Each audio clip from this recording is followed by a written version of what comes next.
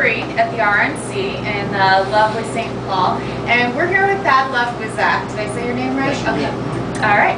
And Thad actually won our online contest to win a day on the bus, on the Bush Legacy bus. So he's been a trooper. He's been with us since early this morning, and we've been all over the Twin Cities. We've had a very impromptu, kind of crazy day, and he's been hanging in with us, and has been really great. So we just want to take a couple minutes and chat.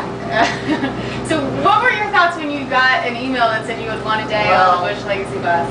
First of all, I was surprised. I was completely surprised, and I thought, I better check this out. And they want me to wire money to Nigeria or something. But then I looked at it twice before I deleted it, and I said, well, maybe I ought to actually respond to this, and I did. And I was thrilled. I mean, I emailed all my friends and relatives and said, look what I won. This is great. Well, no one else knew about this bus except me, so I had to kind of explain what it was about. And it's always been, it just seems like such a great idea to get out and physically move around the country and have this tangible equipment or icon that people can relate to, and hopefully either educate them about what's going on or reinforce their feelings so that they get out and work actively for the Democratic progressive candidate. And to me also it's as much catharsis, because there's a lot of people who have a lot of anger, and I think this is sort of expressing not just the facts, but giving people an ability to vent, or to come in here and see it and say, yeah, this is all really true. And I think it's done very tactfully and tastefully, and I feel very fortunate that I've had a chance to meet some really fine people, even though that was just for a day. So if you need a roadie, let me know. You're hired. So you've talked to a lot of people on behalf of the bus today. Like, does anybody stand out in terms of their reaction to the bus or anything they said to you? I think the one guy at the end who was rather undecided about whether he wanted to vote Republican or Democrat, and I felt we had somebody that we could influence, that he hadn't made up his mind, but I tried to put some points in his mind, and so did Jeremy, of why you really want to vote Democratic versus Republican. And I think, a lot of people you'll talk to, and they've already made up their mind. I mean, nobody's going to convince me that the Republicans are going to do a better job than the Democrats. Just no way they're going to do that. But there are a lot of people there who are genuinely trying to think this through and make what would be a good choice for them, and to have an opportunity to be able to talk to people like that and perhaps influence them. And I think that's another great part of the bus, is that you're going to maybe see aspects that you didn't see before, and perhaps be able to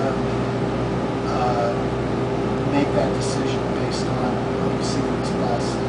That would be my hope, that a lot of people see this, that there's a lot of exposure and a lot of support. So do you have a favorite exhibit inside the bus? I have a favorite quote right here. This one here, I think, really speaks to Bush's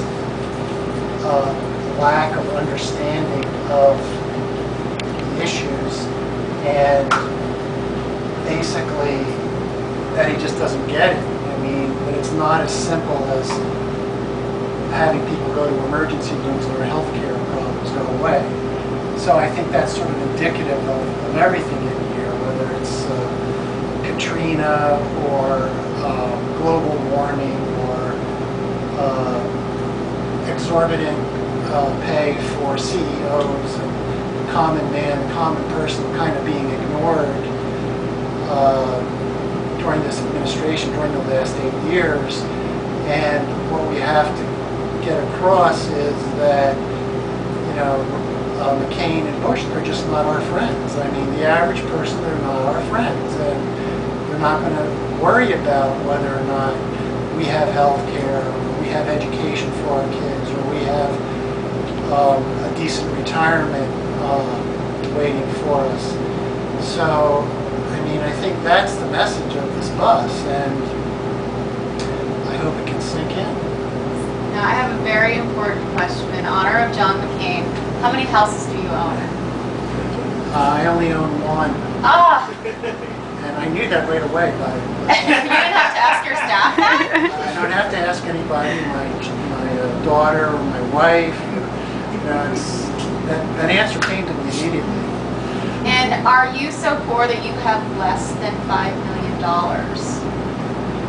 Well, that would put you below the poverty line here in the States.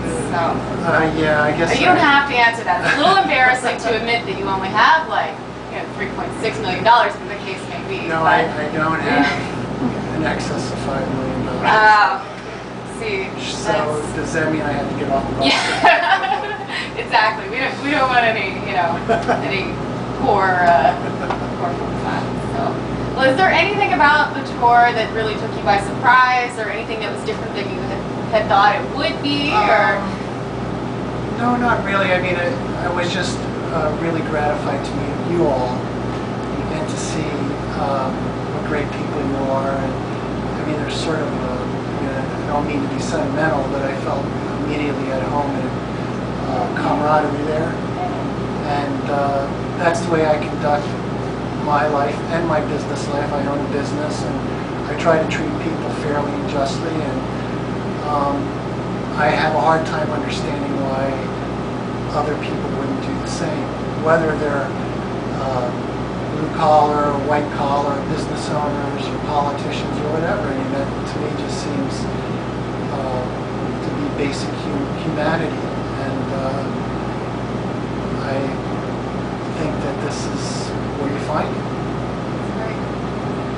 So I guess we'll leave with what would you say to the people who are looking at this online or on YouTube that have never seen this bus, they don't quite know what it was. What would you say to get someone to check out this bus? Well, besides that there might be free beer.